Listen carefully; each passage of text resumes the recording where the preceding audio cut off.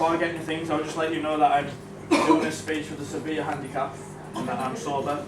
And just to make everybody aware, the manager has informed me that due to health and safety reasons, will you please not stand on the tables and chairs during my standing ovation.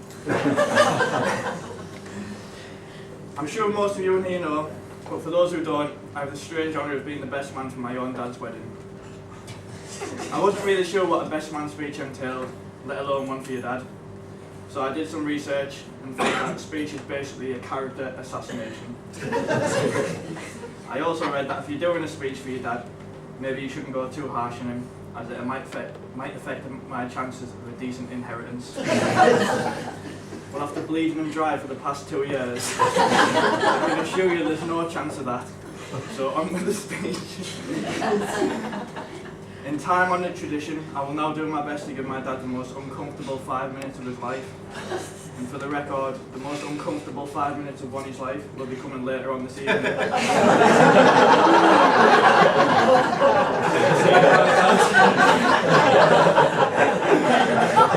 a little help from the bar staff.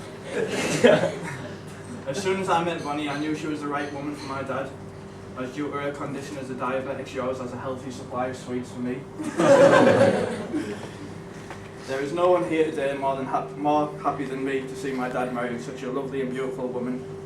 Not because of how highly I think about Bonnie, or how I think she's changed my dad to be a better man, but because of the transsexual that I almost ran off with on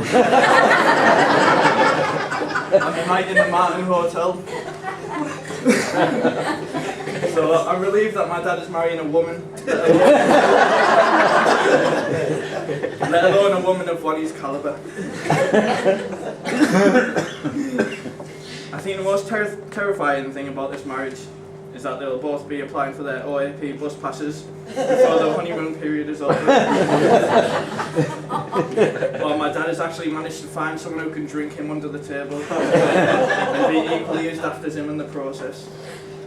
I remember complimenting the two of them before, saying how they are good together because they just bounce off each other. We bounced off each other last night was my dad's reply.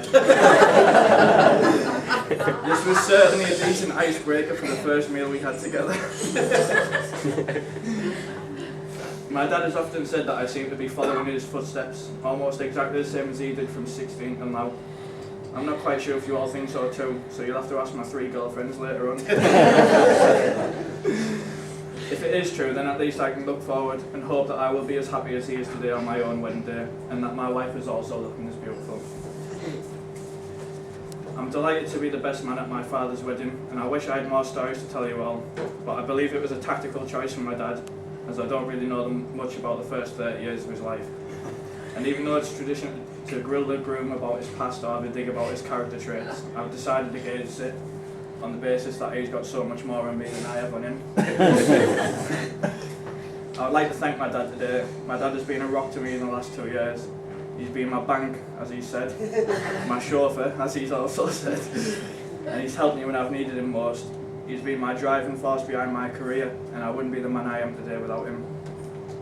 On behalf of the bride and groom, I would like to thank everyone here for sharing their very special day, and a massive thank you to everyone who's contributed and made the occasion so wonderful.